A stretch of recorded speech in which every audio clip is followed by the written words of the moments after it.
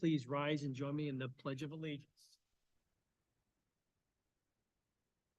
Flag of the United States of America.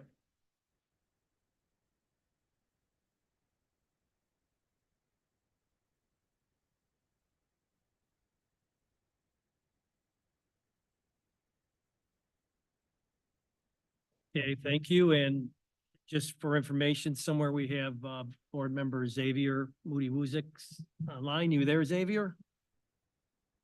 I am here. Yes, Paul. Okay, so when you hear that voice, if he speaks, we're all okay. Everybody's, I mean, it's gonna sound a little weird. I won't say what I'm thinking, but just want everybody to know that there's some new technology that not new technology, but it's something we're trying, because we are allowed to have a board member who is not able to be here physically to remote in. We follow some certain regulations. So I want everybody to be aware of that. Bear with us on that. Begin with a moment of silence. Following. Audrey Joan Eastwood, a graduate of the North Syracuse Central School District. Mary Jane Packard, a graduate of the North Syracuse Central School District. Audrey Eastwood, a retiree of the North Syracuse Central School District. Retta Manning, a graduate of the North Syracuse Central.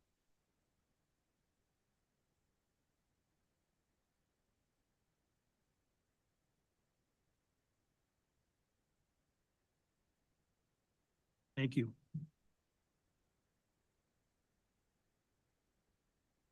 Hey, we're going to begin presentation on something I'm really interested to see how it plays out. So we have Martin Miner and students to provide a demonstration of drone soccer. On January 21st, the Cicero North Syracuse High School drone soccer team, something I never heard of till recently, competed in the U.S. Drone Soccer League District 2 Regional Qualifier. NS took first place in the qualifier, earning them the chance to compete in the New York State Championship on March 3rd, 2004.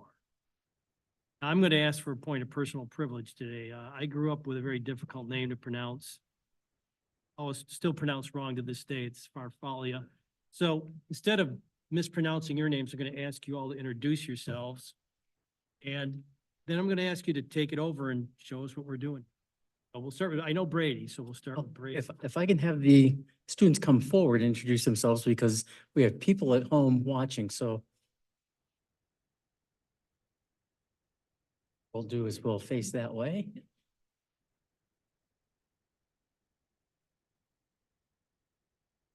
Okay, let me squeeze here and we'll do introductions. I am Brady Gwill. I'm the captain of the drone soccer team. I am also a defender. I am Brian Pham. I am a defender of the CNS drone soccer team. I am Andy Lin, and I'm also a defender of the drone soccer team. I'm Sam Budahardjo, and I'm a striker for the drone soccer team. I will turn things over to Mr. Miner at this time.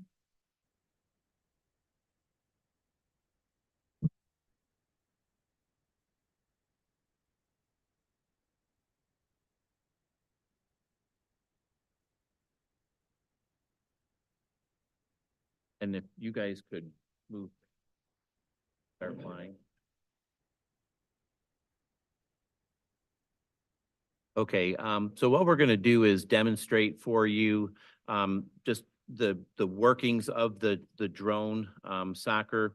The drones are encased in or caged in a ball, and the game is played like Quidditch, like you would see in Harry Potter.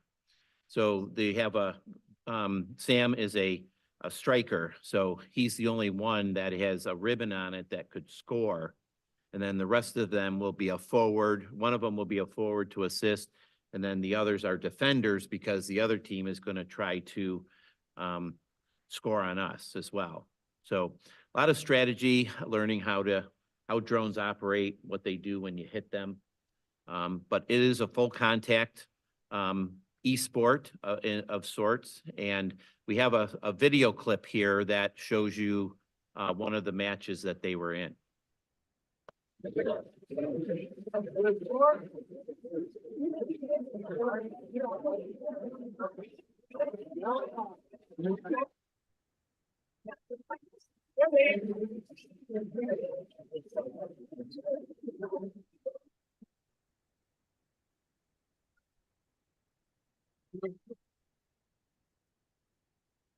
Um,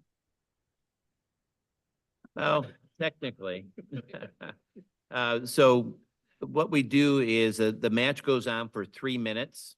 That's about just under the extent of the time for the battery before the battery starts to wear out or overheat. And so battery management is very important. So these kids built these drones, they repair the drones, and they program the drones to fly a certain way. So there's a lot of nuances to that. And so again, it's there's strategy involved. They work as a team to work together to score as many points. And so we won decisively most every time in that match. And again, go into the state competition in Utica Polytech in March. We'll have them give you a little demonstration, and then if you have any questions, I can answer some questions for you.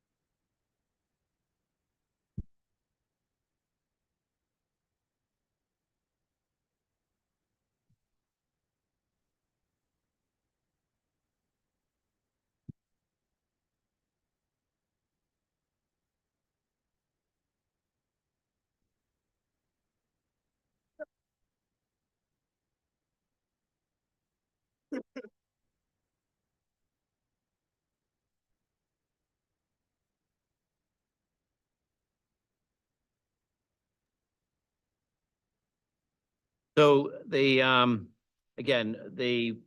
we've been doing this as a club for 2 years officially. I started 3 years ago with just purchasing some drones. I saw it online, said we got to get connected with this. And so, and here it is today. We've purchased enough drones to have 2 full teams. So you need 6 drones, 5 only fly at a time. Then you have a backup drone. Dr. Bowles is, kind of said, hey, can we do something with drones? Can we do this? I said, sure, we can do it. And so we also tie it into our drone class. We have an aviation/drone technology class, which again, helps them to see what it takes to get their Part 107 pilot's license. We go through some of the coursework and, map reading. We're in a great area to do that, except we're a little close to the airport. It'd be nice if we were outside the 3-mile zone and we could fly without the restrictions. So in the classroom, I do have a net. So in case you're concerned with drones going rogue, we do have a netted area the size of the arena that the kids fly in. Are there any questions that you have for me or the students? If I can start off, I just want to, number one, we do have a parent in the audience that does work in the career with drones. So that is nice to see.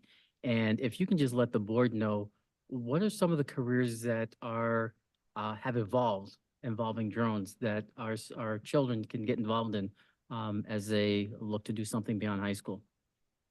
So again, what the pretty much any field right now that is out there, it can incorporate drones. Now, the obvious ones is they're using it for photography, for videography, events of weddings, sporting events. But we've been using drones for, mapping out, lands. They use them in commercial, inspection of, high tension wires, railroad lines. JPW, who we're closely connected with, uses them to, inspect the windmill towers and things that they put up and structural steel. So they have drone enthusiasts on board. And then Upstate Medical is using drones to transport and do stuff with the transport of medicine. So again, there's too many to mention. It's every field is now using drones. Mr. President, if I could say something. The one with the ribbon was the striker. So how do they score? I mean, first of all, can we start like every meeting with one of these?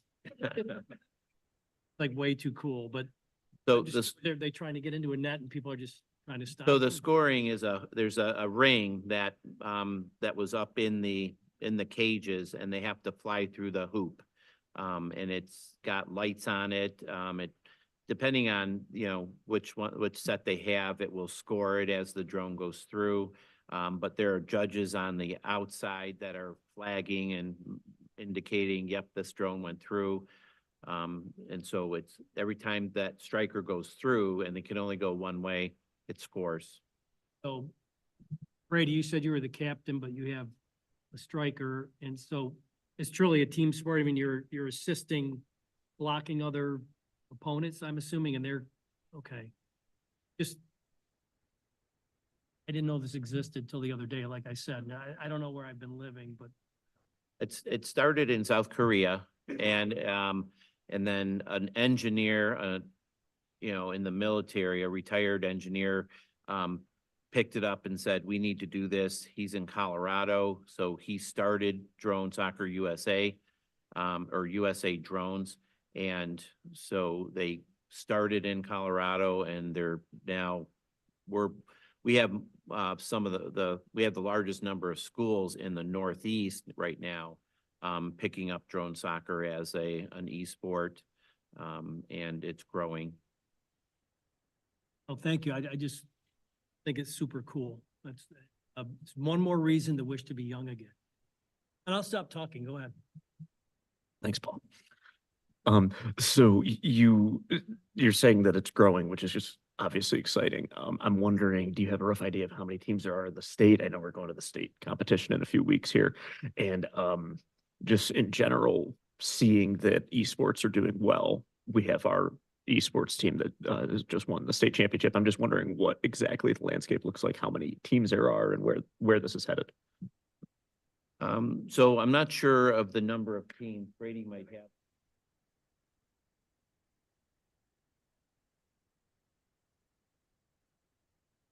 So in the past year, when we went to the competition last year, there was roughly about 12 teams, including some of ESM, RFA, and even some teams from the north, like one of the bigger ones is Madrid Wellington.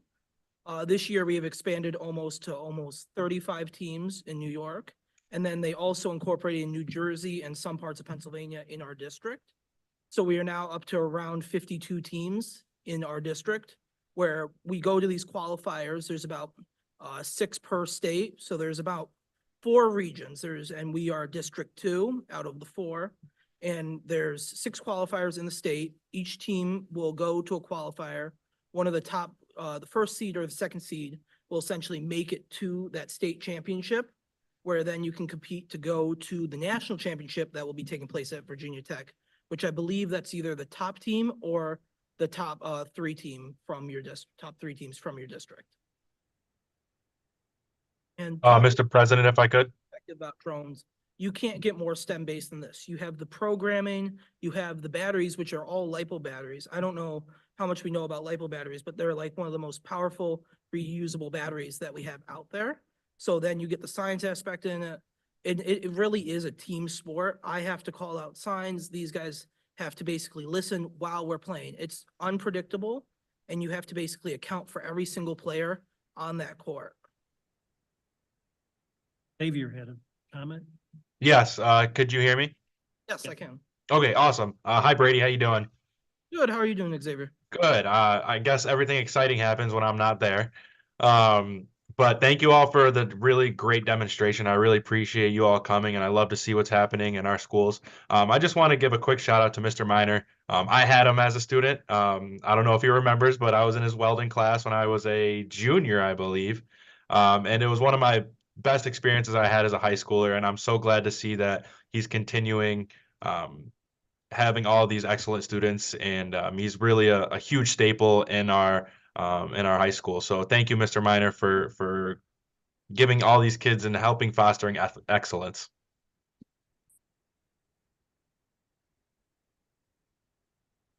I just had a quick question. What programming language are you guys learning for this?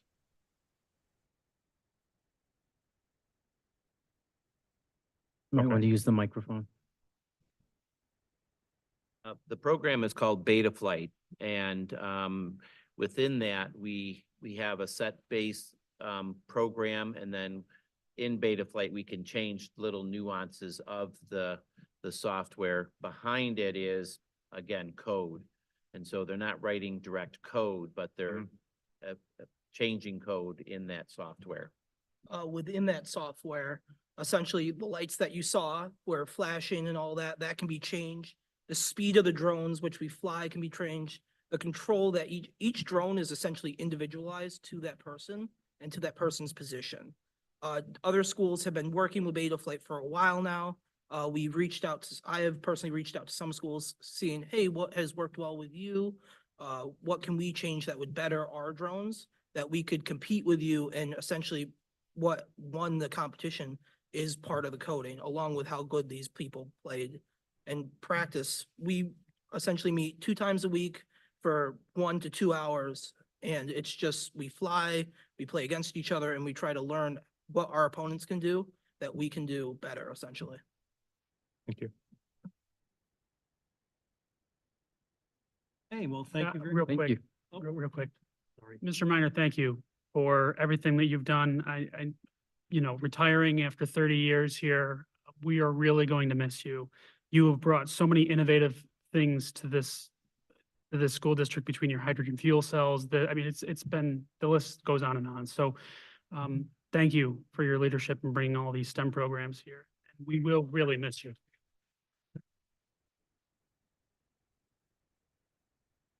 Thank you. Hey, Thank you, guys. Thanks a lot. Hey, once again, Mr. Keegan gets to follow a good presentation. Oh, I feel like I'm being set up here. yeah. I follow all these compelling, really interesting, exciting presentations, and we talk budget. So Jill's going to bring up the budget, and this will be a brief presentation. Let's see.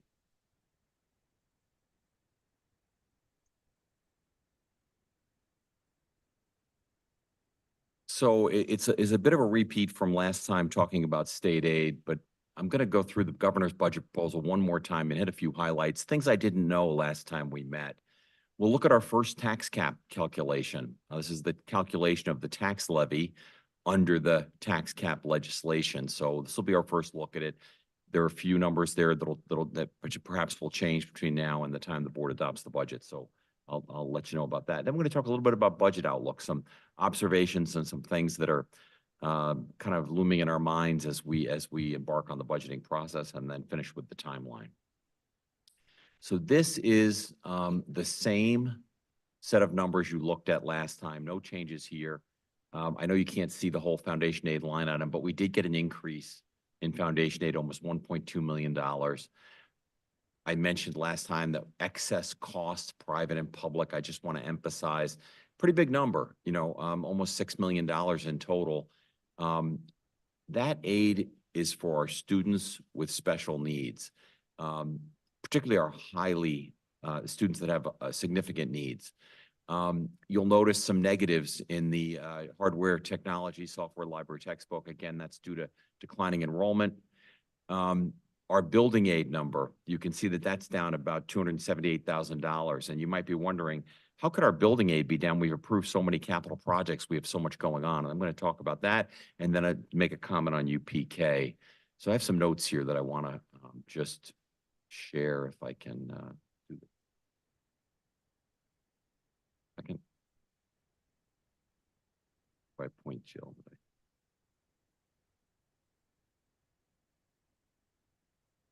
Yeah, Mike, do you want to just advance for me one time? There, thank you. So foundation aid, when I last met with you, I was kind of happy that we got an increase in foundation aid, assuming that the commitment that was made last year that foundation aid would be continued to be fully funded was correct. What I later learned was that the foundation aid number that the governor is proposing is actually $886,000 less than our full funding amount. That's a lot of money. That's a lot of money for us. And I just want to remind folks that for 16 years, we were underfunded in foundation aid. Many districts, 2/3 of the districts in New York State were either funded at their full amount or above their full amount. We were underfunded for 16 years. This school year, the 23-24 school year, is the first year we've ever gotten our full foundation aid. So we're hoping, we met with our legislators this past weekend. We're hoping that the governor reconsiders, the legislators are able to advocate on our behalf and that we get our full foundation aid again. That would mean $886,000 for us. I mentioned the excess cost aid again, only because I think it's important for our community to know. Our teachers obviously do know, and our principals know the number of students and the severity of our students' needs have increased in terms of students that have special needs. And we're very appreciative of the fact that we get this excess cost aid. So what the state does is they look at the cost to service some of our highest cost students, and they provide us with some additional aid to support that.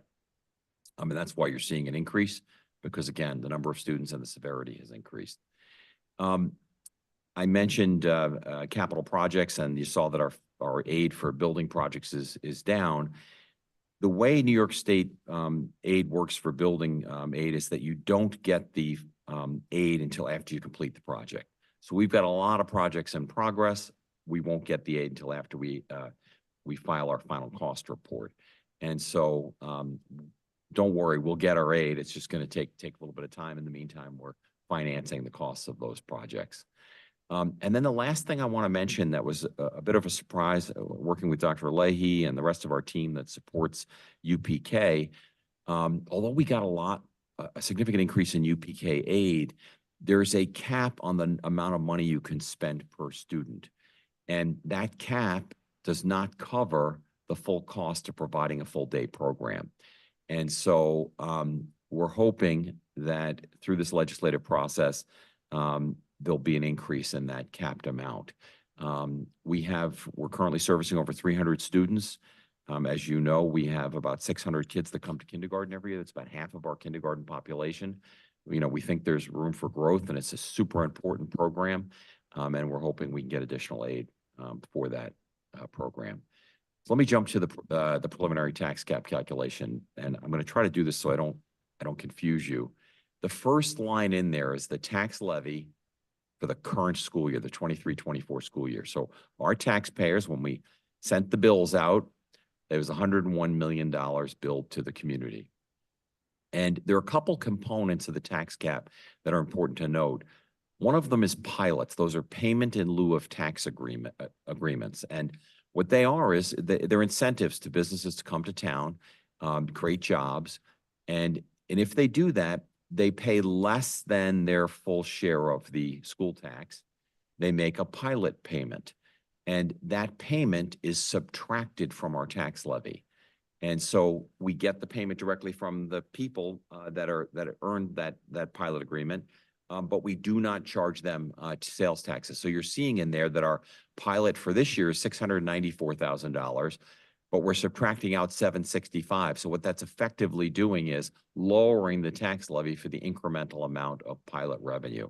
That's a number that might change between now and March 1st. If any more new pilots get added or pilots drop off, we'll hear about that before in the next month, and we'll make that adjustment. The other one is the tax levy for capital. So you know, when we go to the polls and we say to voters, will you approve this capital project? And it might mean that your taxes are going to go up a certain amount. Well, that's the amount that the taxpayers agreed to pay. And so what you're seeing there is the tax levy for capital is about $4,600,000. And it's just up a little bit over last year, which was $4,500,000. So about $100,000 more in tax levy for capital as a result of capital projects we have out there. The other item, you see this $26,000 item.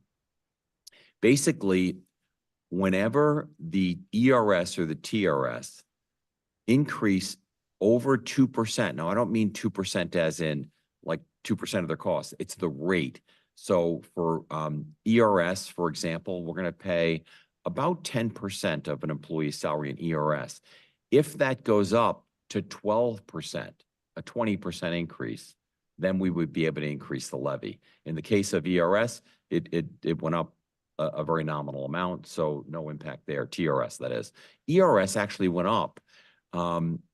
And it went up above the 2%, and therefore we can take 0.1% of the ERS bill and add it to the tax levy. It's $26,000. It's not very much, but there was almost a 20% increase in ERS, a little over 20% increase, and that's how we get the $26,000. So that's a big impact on our budget to have our employee retirement system costs go up that much, and our ability to pass it on to the taxpayers is very limited. I want to circle back to the allowable levy tax levy growth factor right in the middle, that 2%. That's the cap. So we can only pass on inflation to the extent that it's 2% or inflation, whichever is less. So as everybody knows, we've been in a relatively low inflationary period prior to the pandemic. And so if inflation was 1%, we only increased it 1%. If it was 1.5%, we increased 1.5%. If it was 8%, 6%, or in the last year, 3.4%, we're only increasing it 2%. So the levies only increased by 2%, despite the fact the last 3 years we've had pretty significant inflation. What all that means is that we're looking at a preliminary levy of $104 million, or about a $3 million increase, or about 2.96%. That's about $75 on a $100,000 home, the increase, and that's before STAR. I know there was a lot there. Any questions on the levy before I move on? So budget outlook, couple observations. I just kind of belabored this point with the tax cap, but if you look at our inflation's been 3.4% over the last 12 months. Inflation was 8% in 22 and 4.7% in 21. So we've had pretty significant inflation levels, and we've only been able to pass on the 2%. And what that means to us is we've had to make cuts. We've had to make decisions about supplies and other expenses, because what you could buy last year, you can't buy the same amount this year. Everybody knows that as we've gone to the grocery store and other places. So, we're feeling the effects of inflation here.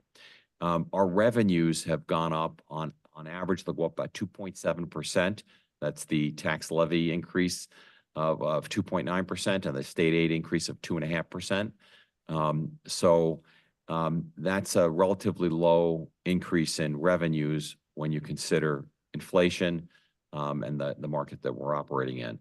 We're going to lose about $2.7 million of American Rescue Plan funding this year that was provided in connection with COVID. I wish I could sit here and say that the academic gaps and the social emotional issues associated with COVID were gone. They're not, but the funding is. On the academic, social, and emotional needs of our students, honestly, I think these resources are needed more than ever, and we're going to have to really consider that as we work through the budget to make sure we meet those needs. And then finally, the labor market being tight. When the labor market's tight, we're competing for teachers. We're making sure that we're hiring the best people we possibly can. As you know this, we pour a lot of energy and training and development and support into our newest employees. And it's a really tight labor market, and we have to really consider that as we navigate through this budget process to make sure that we're taking care of that very important asset, our employees. So those are some things to think about. A lot more to come. We're going to be back with you folks on February 26th with our initial budget.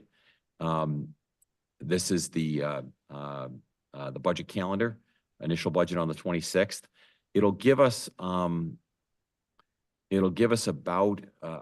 3 weeks maybe to finalize the budget and get it in front of you folks on April 17th so that you folks can approve it. And then we'll start presentations to the community April 18th through May 16th. Budget hearing will be on the 7th of May and the budget vote on the 21st of May. Any questions on things we presented tonight? I just want to talk about the calendar. I know we're going to be talking soon. The legislative committee will be meeting on Wednesday. And after our meeting on Saturday, even though you're on the budget, I have 2 presentations. I believe this board's going to have to talk about this budget every meeting. Not maybe we don't have a presentation. I know there'll be a budget subcommittee that people will be working on this. I'm going to speak later about what we saw on Saturday, but my concern is, and Xavier, you're in Albany, we must have a budget by April 17th. Last year, the budget was a little bit later. I am concerned that we're going backwards in this state. And if for some reason we don't know what we're going to get by April 17th, it's not going to be good. Last year, as Don told us, we got what the governor gave us. It was great. We didn't have to worry, but this year we have to worry. So Mr. Sturpey says he thinks we'll have a budget by March 31st. So, all right. So I just think we need to talk about this almost at every meeting.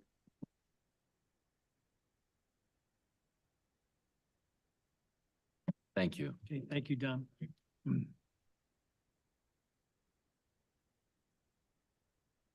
Okay, next we have a grade 3 assessments in Regents and for ELA and math. So goals and this all yours.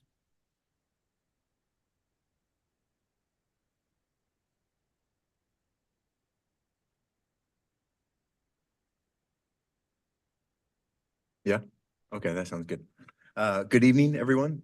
First off, just wanted to say thank you for providing Jamie and I the opportunity to share with you our ELA and math results, not only in the 3 through 8 assessments, but also the Regents assessments. And I think we can both say that we enjoy doing this together. Our offices, not only are they only separated by a wall, but we also work very closely to try to align the things that we're doing as a whole. And so it's only right and fitting for us to also present as a whole. So if you can go, oh, I've got it. Let's see if it works. We're gonna first do a grade level breakdown of the New York State 3 through 8 tests in 22-23. We're then gonna review the Regents data for both ELA and math. Both Jamie and I are going to talk about the current focus, so things that we're currently doing and have been working on over the last couple of years, as well as some next steps in response to some of this data. And now I'll turn it over to Jamie. So as you all know, in the fall of 2022, we implemented a new program, CKLA, in grades K through 4. This program is really grounded in the science of reading, which I shared with you all through Jill, a link to the New York State literacy briefs that was just announced by the governor. Typically, it takes 3 to 5 years for assessment data to get better and to improve. So we're only in year 2. I just want you all to keep that in the back of your mind. But what we've seen with this program is that our kindergartners and our first graders, they're coming out of those grades with a stronger foundation of reading skills than in the past. So we're really excited about this, and we're anticipating some gains in our data. So if you think back, and Don touched on it, many of our students that are in grades 3, 4, 5, 6, 7, and 8, they were really impacted by COVID. So our 3rd graders, they were in preschool. Many of them were in preschool when COVID happened. Kindergarten, they only came to school 2 days a week. So keeping in mind, they don't have the strong foundation of skills that many of our other students in the past have had. So if you take a look at our grade 3, we have about 25% of our students that scored at the proficiency rate. while our other students did score at a 1 and 2 level.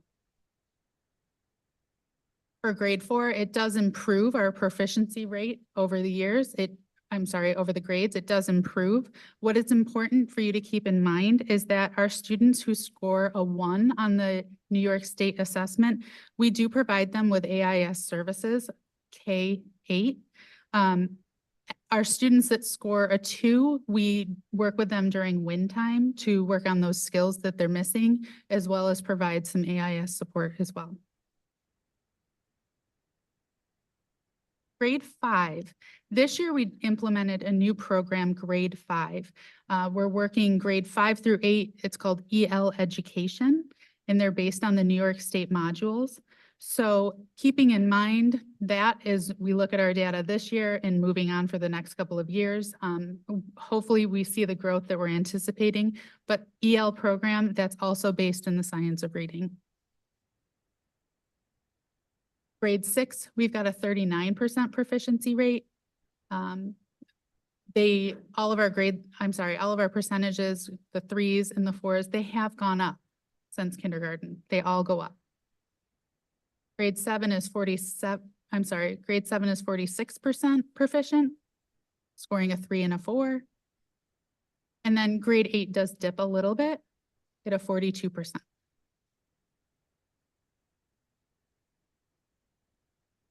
So what's important that I want you to see here, the New York State ELA exam stayed relatively steady with our cut scores across the state. In our area, there was only an average gain of 0.19% for proficiency. What that means is that everyone stayed level.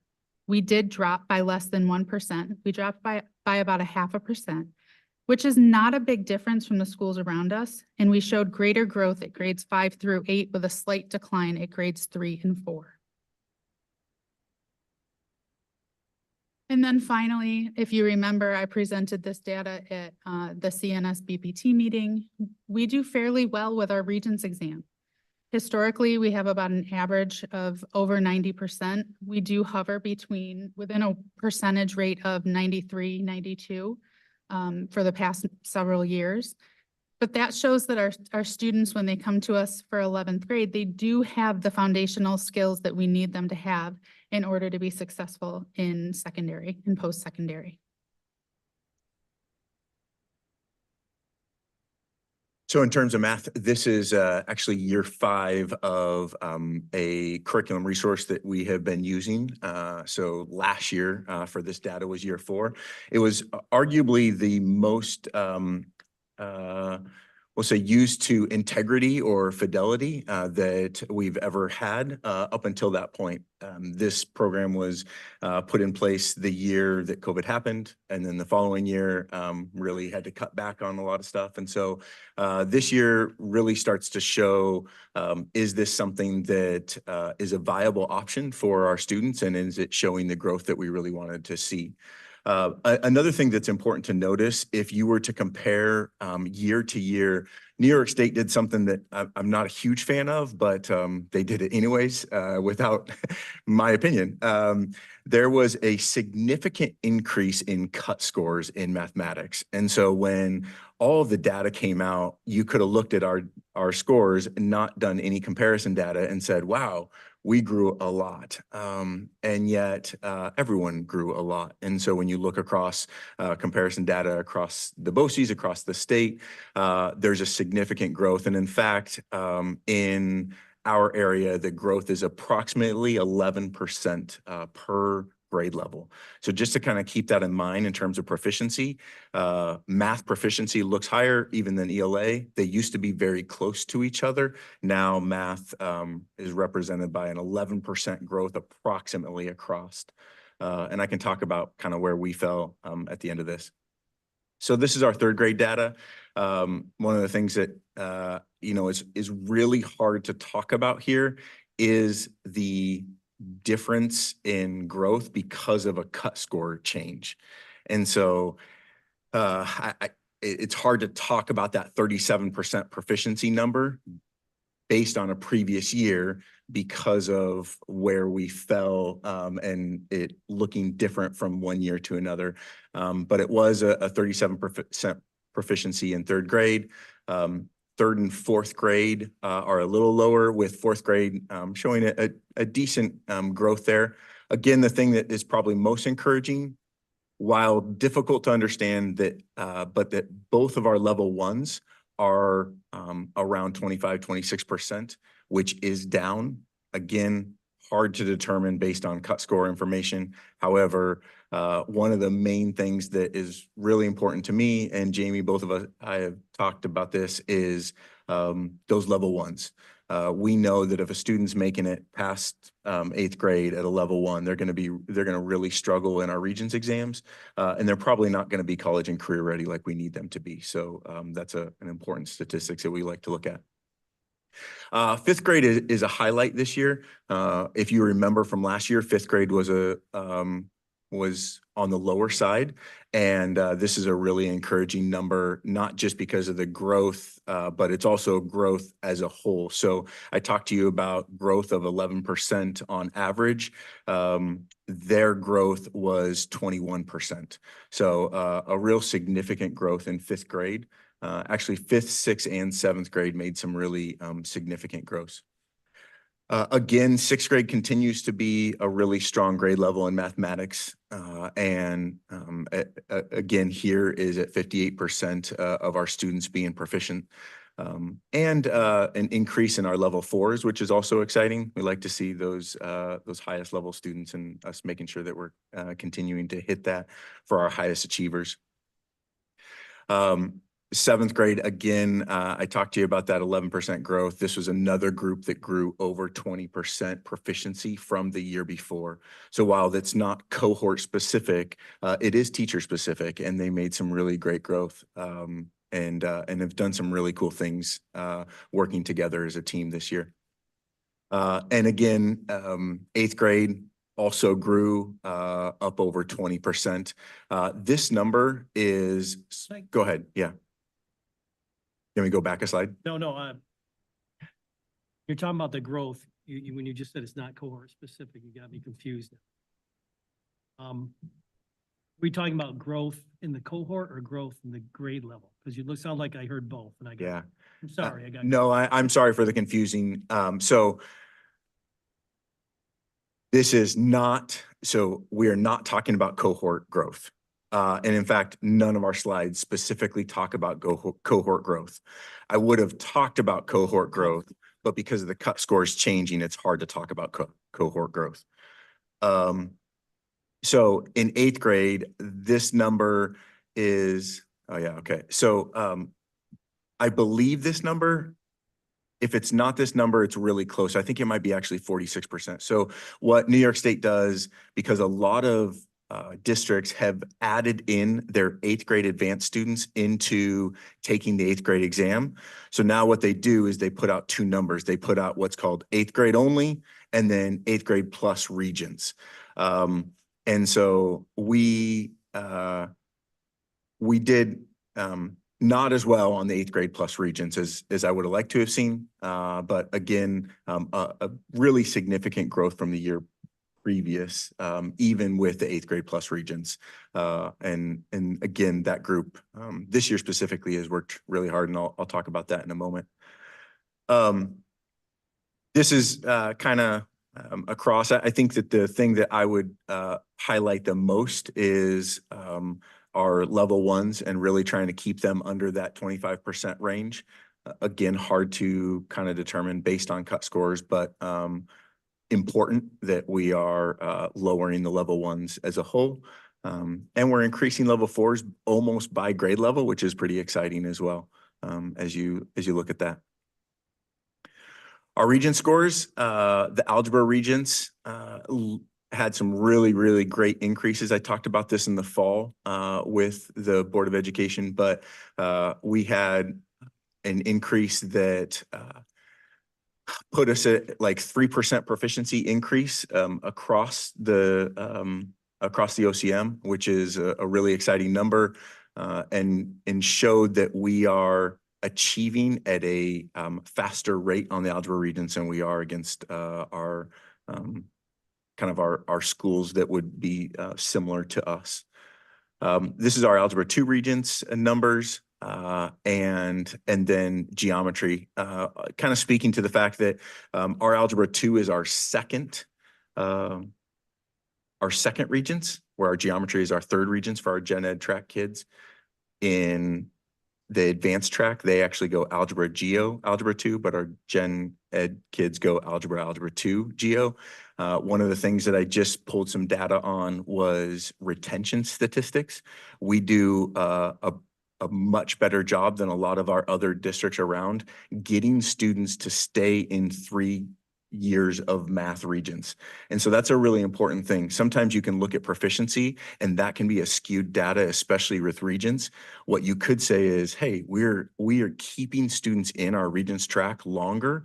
And while our proficiency might suffer a little bit to that, we are getting more students through a third Regents exam. And that's going to look so much better on those students' transcripts in preparation for college. So that's a really important thing. We have emphasized 4 years of math in high school, and our counselors have really gotten behind that. Our math department has really gotten behind that. And so what are we currently doing? I, a couple years ago, presented something talking about the what I called Attend to Precision, which is really the priorities for math instruction in our district. 4 of those priorities are up there in bullets: focusing on our teachers, focusing on curriculum, intervention, enrichment, and extension, and being data-driven with our decision-making. For the teachers, we've continued year 2, and I just kind of want to thank the board for okaying the budget last year, because it is a cost to have the University of Rochester come in and provide professional development for our teachers. But I know that they have reached out to me in their own individual times, and what we're doing is going from a theoretical approach to a much more practical approach with the professional development. Like, how is this seen inside my classroom? And it's pretty exciting to see the work that they're doing with teachers. We've continued to work with a lady named Dr. Sharp and a grad student at SU to work with lesson labs and focus of lesson labs at Rocks Road Middle in 5th and 6th grade. And John Wojcik, the instructional math coach, has created some lab classrooms at the elementary level, and he's doing some really great stuff with these lab classrooms, kind of creating these classrooms throughout the district that can be models, but also can provide really specific instructional methods and support for those specific teachers. In curriculum, we're going to move, we're continuing with Into Math. This is the 5th year, but we're also adding 2 more years on to Into Math and moving forward with that. I think that we're seeing some really great stuff around building students' conceptual understanding and teachers starting to feel a lot more comfortable with Into Math. And so it's a exciting thing that it's becoming just kind of a natural thing, not something that it's just what we do, which is really cool. In 8th grade in algebra, we're in the process of working through 2 pilots. We finished 1 pilot in the fall. We just had training for another pilot on Friday of this last week, and that will be starting right after February break. And then we're going to be doing some essential standards work and curriculum work at the 10-12 level moving into the summer and next year. I've had really cool meetings with both AIS departments at the middle school level, talking about some of the greatest growth that they've seen at the AIS level. I'm not quite sure if that's COVID related or just commitment to some of the work. I think our principals at both the middle schools have really provided some opportunities to support AIS students to greater measures, and that has allowed some of that growth to be seen. We expanded MathCon from 4th grade last year to 4th grade through 7th grade. We also started Backup Middle School Math League, which used to exist many, many years ago, but we have 3 teams in this district. 2 of them are in the top 5 in the BOCES right now. And the Middle School Math League match is coming to Gillette Road the first week in March.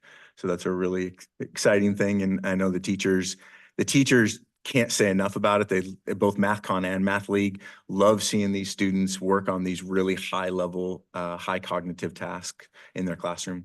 And again, we continue to use benchmark assessments to form our instructional decisions as we move forward. And that's what we're currently doing. Currently in ELA. That's okay. K4, we are, as I said before, in year 2 of the implementation of CKLA. We have K4 committee work where we're identifying essential standards, we're creating learning targets, and very soon we will be creating proficiency scales and coming up with some common vocabulary and definitions of what proficiency looks like at each grade level. We also have instructional coaches. So as Nick just mentioned, we are really working very hard with our teachers on professional development. And we have instructional coaches in all 6 elementary buildings. And we also have a part-time coach for grades 5 through 8. Jim Knight, he's an author and a consultant. He has once said that coaching done well may be the most effective intervention designed for human performance. And our coaches are doing that. They're working with our elementary teachers. They're in classrooms, providing models for our teachers and helping our teachers plan effective instruction. They really work with them on goal setting, implementation of curriculum, and reflection. For grades 5 through 8, as I said before, we're in year 1 of the implementation of EL education. We've got our 5 through 8 committee work where we're beginning the work of identifying the essential standards, and we're going to see how they spiral from kindergarten up through 10th grade. In grades 9 through 12, they have done the identification of their essential standards in grades 9 and 10. We are going to be working this summer for 11th and 12th grade on their essential standards, and they're working on their common assessments for midterms and finals. So for our next steps, many years ago, we adopted a balanced literacy approach to teaching reading in the elementary level. What has happened is the science of reading, that approach, it uses years of brain research on the best practice of teaching reading. So New York State is now aligned with the science of reading. Many schools around us are just beginning the adoption process of a new curriculum. We're already there. We're 2 years in. So we're ahead of the game when it comes to the science of reading. So our teachers, they are all going to be engaging in K through 8 professional development. We have professional development with our instructional coaches. With Amplify, that's the CKLA program, as well as with EL education. In grades 3 through 12, we are looking to have some instructional coaches trained in Letters 2, which focuses on reading comprehension, vocabulary, and writing, something that all ELA teachers can learn from. I know our high school teachers are really pumped about it. So they're definitely looking forward to that. We also have embedded PD with the instructional coaches, as I've touched upon. Our curriculum is K4 CKLA in grades 5 through 8 EL education. And we also have K12 universal screener. And we do have some data days where our instructional coaches are working with grade level teams to identify students that need to be in AIS to have those services. They also discuss growth and ways to modify instruction in order to meet the needs of all of our students. In mathematics, I think obviously you can see the 4 bullets and continuing the same thought. I think it's important. I remember as a teacher feeling like you're receiving another thing, right? And this one initiative last 2 years, last 3 years, and then another initiative and another initiative. And I think that it's so much more effective and efficient when we ground ourselves in a set of things that we're continuing to focus on. And so with teachers really thinking about providing the professional development that is needed to just not only improve their practice, but also provide confidence around their practice. I got a really neat opportunity to watch a teacher today who was trying something very, very new in the classroom, and she was so excited about it. And it was something that is just one of those things that you get to see that excitement. And so the importance of continuing that professional development into year 3, which is kind of what I thought this U of R thing was, is a 3-year commitment. That's goal number 1 in terms of moving into next year. really providing some K-4 professional development, which has not really been done over the last couple of years. We've really focused at the 512 level. And John Wojcik and I have started to think about what does it look like to provide some more unique math-specific professional development for those teachers, as well as continuing the lab classroom cohort number 3. I talked to you about Into signing up kind of for 2 more years with Into Math, the 8th grade in algebra adoption, and then what next steps for 10th through 12th grade will look like, which is kind of up in the air, but we have a 8-12 math committee that will be doing some of that work. We're also expanding our computer science program, which is pretty exciting when you think of a lot of the careers that exist out there. Computer science is just a booming field that we need students to continue to grow and understand in. And we are moving computer science down into the junior high with a computer science certified individual down there. We are going to look into some research around what best practices in math AIS look like. That's a really unique thing. A lot of people spend a lot of time around AIS and specifically reading at the K-4 level and even more. Not too many people look at AIS and research-based AIS for mathematics. And there's not much out there. And so we're going to team up with a couple teachers and myself and kind of look at what that looks like moving forward to see if what we're doing is the most effective model for AIS around mathematics. And then we're going to continue to refine our benchmarks. We've had some really great discussions as the math committee, grade level specific about what needs to change. And kind of a big lift that's coming for K4 is that we're going to be moving our data management system from Mastery Connect to eDoctrina, which has already been done at the 5-7 level, but we're going to be moving that at K4. More of a logistical thing, but it is a big lift for our K4 teachers. And that sums up what we have for you guys. Any questions?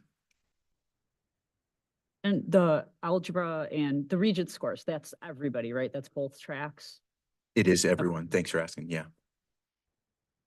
I have a question. So you both kind of touched on this, like, and Jamie, you did a lot more with the science of reading, and I know you just kind of talked about some of the research-based methods for AIS. Now, this is more so for you because you just said that this is like a totally new concept in math. But is this something that you said, like New York State is literacy briefs and stuff? Is this like a standard that New York State is moving into? And this is like, we're a couple of years ahead of the curve because I know we've been doing this for a couple of years now, but this is where all of New York State is taking English. Yeah, New York State just had a symposium a few weeks ago regarding the release of these briefs that I emailed to you guys. And it's all, how we need to teach students in the way that their brain works by learning sounds versus letters first, and not teaching kids how to read by memorization and sight words. My former student, I wouldn't ask any questions, so a comment's different.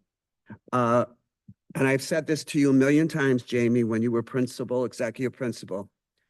I can remember talking to Mr. Sherry that we offered the ELA regents in January. And we probably had 85 to 90% of the students pass. And then for the ones that didn't pass, we could give remedial work. I know it had to do with APPR. I hope that's changing. I would hope this district, like other districts are doing now, are going to go back to giving that exam in January. That will help us have a better result. And my other question is, Randy Downs, who leads up a lot of our staff development at BOCES. I spoke with her today and she said the number one thing for staff development will be literacy. So I hope our teachers are going to take part with BOCES and go. She's a phenomenal, as you know, was an English teacher at the high school, and she's phenomenal. So see, I didn't ask questions. Thank you. Else? I'll let you, and I have comments too. I don't want to be, but you're going to go first. Yeah, so this is a quick question for Mr. Schultz. So while I've been in CNS high school, certain individual tried and pushed for taking calculus in 11th grade.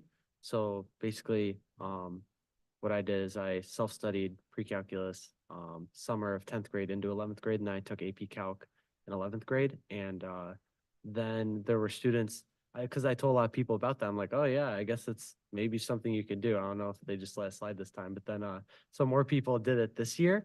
So like, I think it was maybe 4 or 5. I'm pretty sure somebody that was in the crowd earlier for drone soccer did that.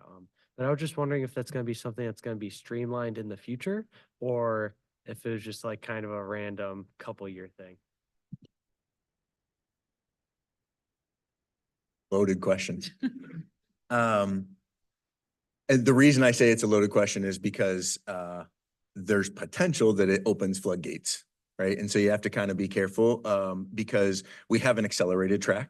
What you're talking about is an advanced accelerated track.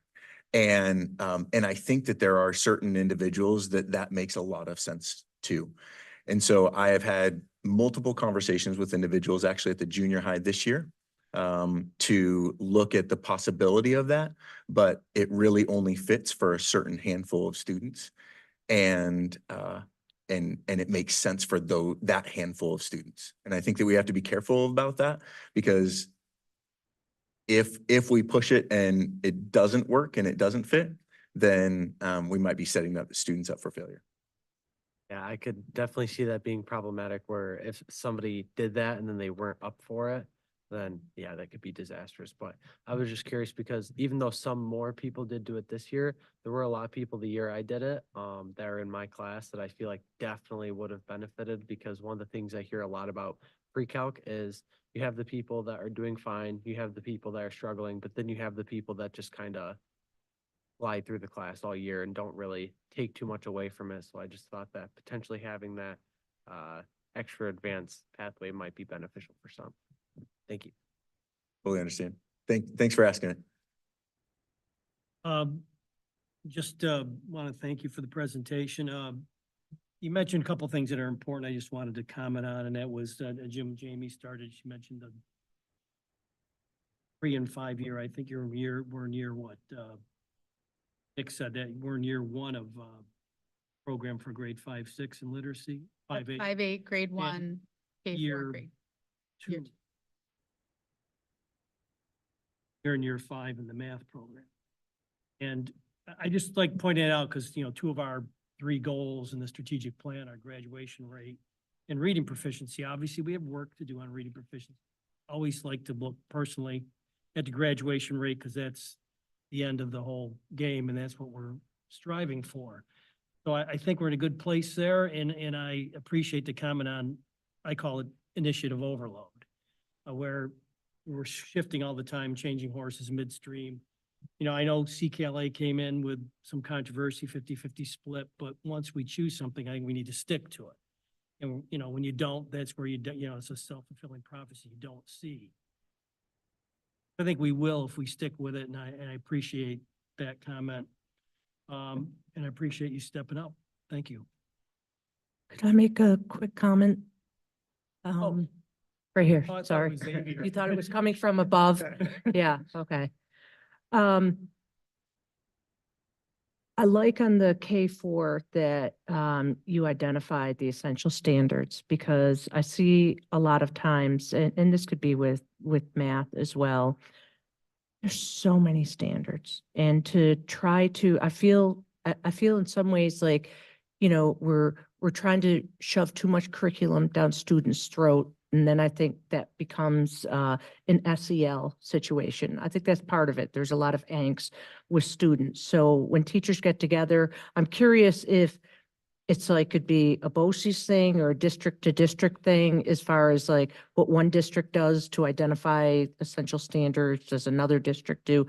I'm curious, because there's been lots of like hair splitting, great conversations about what's essential, what's nice to know, and the other comment I wanted to make is there a reason why K4 is CKLA and then 5-8 is EL? Is there? Just the name of the programs. Okay, and no program is like, it's going to cover everything perfectly. And that's where like professional guidance, teacher's judgment, and, the working groups that you have could fill in those gaps. There's no perfect program. Correct. Yeah. And I sort of geeked out a little bit at our last K4 meeting when we were identifying and we had all of our standards up across on all the walls in here. And it was really cool to see that what kindergarten and first grade teachers identified as essential, many of our third and fourth grade teams identified the same standard, just that spiraled up and added a little bit more meat to it. They identified the same standards as being essential. So it was really cool to see. You get that vertical alignment by working together. Great, thank you. Thank you both.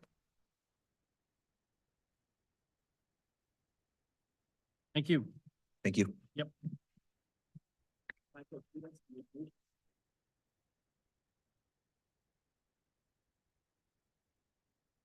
Okay, we're at the public comment portion of the meeting. I see that we do not have speakers, but I remind the people out there that we do set aside some time each board meeting for people to speak on matters related to the board district. We'll move on to Board of Education Committee reports, and I will Horn for policy. President Verfalia. Our next policy committee meeting will be a week from tomorrow on the 13th of February, and it will be via Zoom. Okay, thank you. Crabtree, you have legislative stuff. Yeah.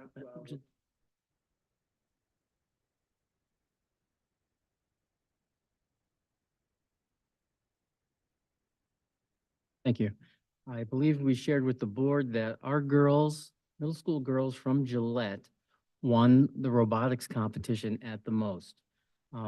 It was an exciting time, but they're not alone. We have teams also from Rocks that were competing, and we're going to bring those groups to the next board meeting because I think as we're starting off all our board meetings, it's been very positive to see a lot of the success that we're having with our students across the district. So that's just an important thing that we're going to continue with.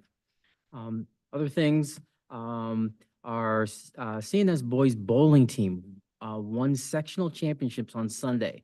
Last time that happened, 1995. CNS bowler Jake Calabria led the North Stars with the highest 6-match series totaling of rolling 1,137 pin total. CNS boys wrestling won for the second year in a row, Section 3 Class AA Championship Saturday. 4 CNS wrestlers won individual titles: Anthony Cicerelli, Sean Aldrich, Kennedy Thomas, and Camden Bembry. CNS varsity and JV cheerleading took first place this Saturday at Sweetheart Classic at West Genesee High School. The North Stars will host Starfest this Saturday at North Syracuse Junior High School. As you can see, there is a trend that we keep providing, and that there is a lot of success in many of the different activities across the district. And students, families, coaches should be very proud because they are representing the district well. The last comment that I have is this Saturday at the New York State School Board Association, we had a meeting where we met with legislators, and it was a very good meeting for districts all around to talk with our local legislators about the state budget and share what are some of the priorities, not only in our district, but in many districts across the region. So with that, I will close. Thank you. Board of Education comments. I said the same thing 2 weeks ago, and I'll say the same thing every time until April 1st. Keep talking to the legislators. Like Dan and Bob and Paul were. We're going to need some help. I was at the executive's budget proposal today here in Syracuse, and they're doing a lot, but I think that we all know they could do a little bit better and did last year, and we need them to do that again. So keep that up for the next couple of weeks. We need all the help we can get. Thank you.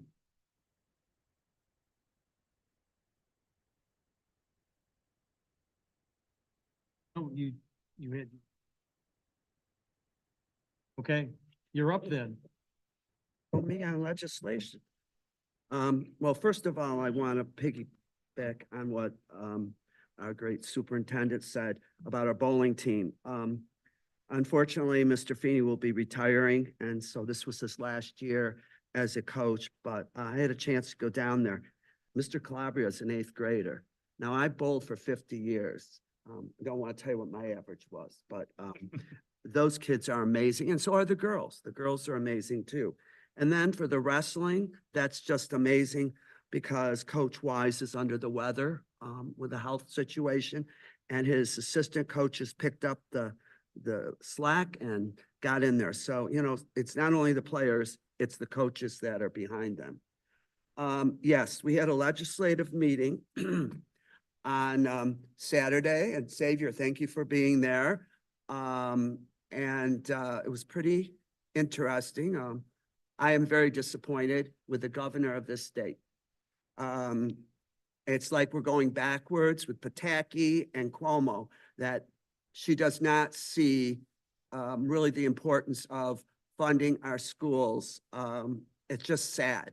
As I said earlier, last year was a great year, full foundation aid, and now we're getting that pulled back and not helping UPK. I can go on and on and on. And I don't know if, Paul, you were on the Capitol Conference, which was virtually on Friday for 4 hours, and New York School Boards Association. We got to meet Melissa, the NICET president, and so forth, and we ended up with the governor's person. And when I hear a governor's aide, who was a former Board of Education member, say that those of you that are losing enrollment are going to lose money. We've been over that 20 years ago. So I'm just getting on my horse and telling you I'm very disappointed in this budget, but we have the best legislators in Central New York, and Pam Hunter, Don Mannion, and Al Sturpey. The three of them represent us. They understand, and they are going to fight hard to change this budget. So that's my common sense on that. And legislators, get ready on Wednesday, my committee, because we're going to really see what we can do to push forward. Thank you. Hey, thank you. And just on a side note, I was out of town last week, so I did see the talking points on the NSBA event on Friday. And I'm going to be in Albany for the NSBA lobby day. I happen to be there anyway, and I was able to get appointments with Sturpey and probably with Xavier. I will be talking to them on Wednesday. Yes, Paul, I will be seeing you on Wednesday. He'll be there. Okay, Thomas. Right, so I have actually a pretty decent list of things to mention tonight. So the first thing I thought I'd mention is at the Onondaga County All County Math League meet, not this past Saturday, but the Saturday before. CNS actually, I'm pretty sure, had their best year there ever in the 50 years of the competition now. 6 of us out of the 10 that went ended up being placed on the state team. So about math really quick, about 20% of the whole county team now is CNS students. So yeah, I mean, usually we only get 2 or 3 people a year, and we had about the same number of kids in Math League, but 6 of us got to state. So really excited about that. And also thought I'd mentioned that we now we're still getting through a little bit of it this week. We still have to put posters up, but at the high school, we're implementing food tables, which is basically where so the donation bins, we have only certain food items that we can put in the donation bins. So it's non-perishables such as applesauce, and then semi-perishables such as apples, which can last to roughly a month in the fridge, depending on the variety. But there's a lot of foods still that are handed out in cafeterias that are either perishable or not fully sealed, examples being the fruit cups or salad cups. So now what we basically have set up is a table in each cafeteria for kids to place food items after they exit the lunch line for other kids to take if they're hungry and don't want to pay the price for an extra meal. So yeah, we're going to experiment with that, put some advertising campaigns throughout the school, and see how that goes. Oh, there was something that a few BOCES students actually wanted to let me know to the board, just like kind of a little concern / complaint that they had. It might be more so a BOCES thing than an our district thing, but I still thought I'd bring it up.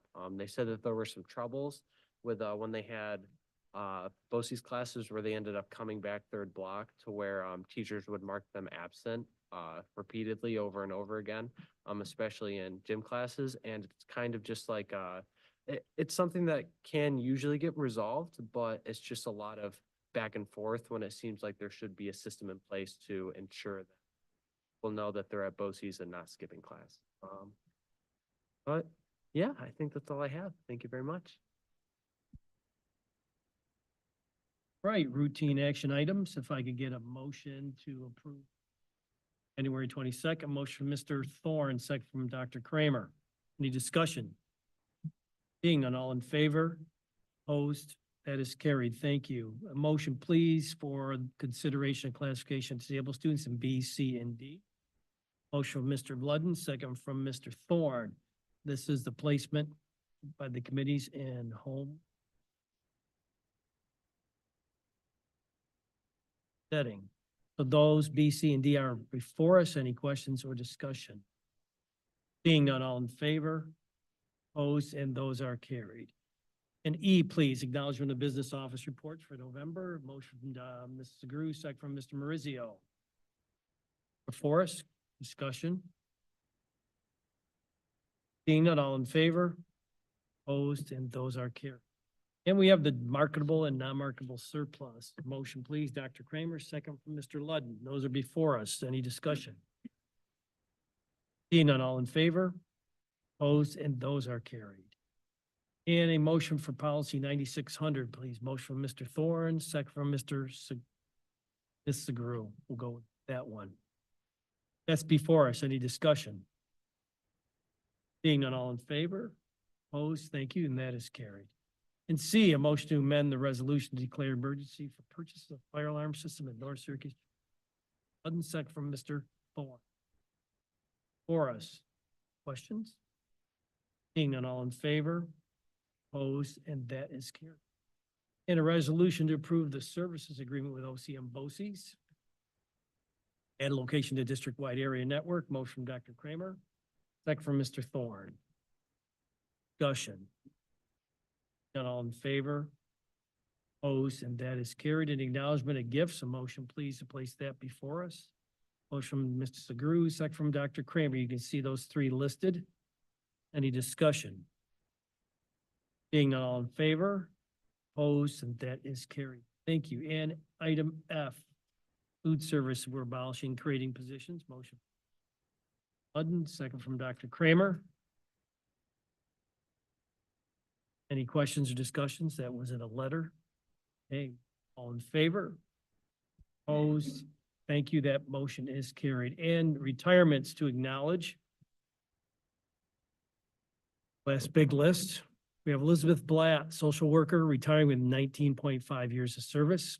Elizabeth Briggs, elementary teacher, retiring with 20 years of service.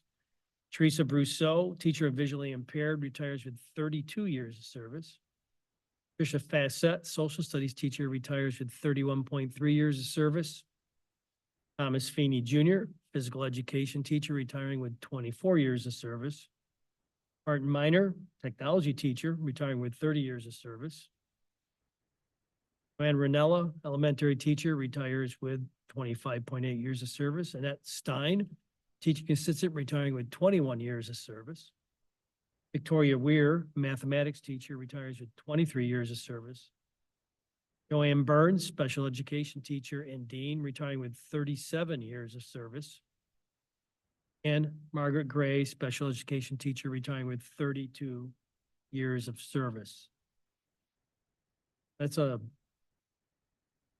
last long list. That's a lot of years of service. I congratulate them and wish them a long in retirement.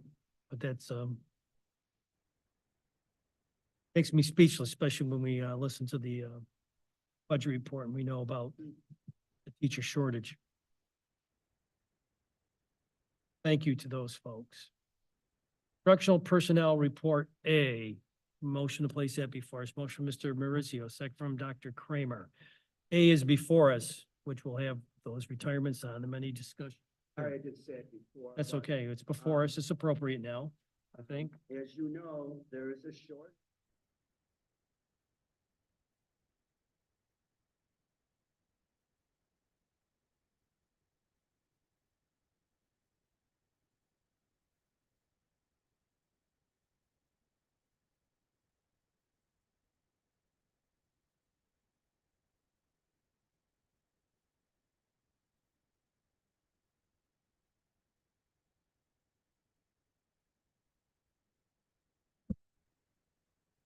Thank you. That's, A is before us. Yeah, yes, you can comment. You just can't vote, but you can comment. Don't worry, I'm not voting. But I just wanted to quickly add on to what Mr. Crabtree said is something that's been talked a lot about amongst students at CNS is the fact that Mr. Minor is retiring because he himself does, I'm pretty sure, almost all the tech clubs at the school, as well as well over half of the entire tech department's classes or something like that. Like he does a lot of the classes. Like one of my friends took 7 or 8 tech classes throughout high school and all of them were with Mr. Minor. So yeah, just Thank you. No. Okay, so A is before us to act upon. All in favor? Opposed? Thank you. That's carried. And support staff B. Motion, please place that before us. Motion, Mr. Thorne, second from Mrs. Grew. B is before us. Questions or comments? Not all in favor? Opposed, and that is carried. And administrative personnel report C. Motion, please. Motion from Dr. Kramer, second from Mr. Mauricio. Any discussion? Seeing none, all in favor? Opposed, and that is carried. And at this time, I'll make a motion for executive session and look for a second. It's for the purpose of reviewing 4 personnel matters. No action to follow. A second. Can I get a motion in there? Mauricio. Oh, Discussion or questions? Seeing none, all in favor? Opposed, and that is carried. And a motion for adjournment. Motion. pick me. Warren, second from Mr. Herman. Any discussion? Seeing none, all in favor? Opposed, we are adjourned. Thank you. It's 7:24 or 5.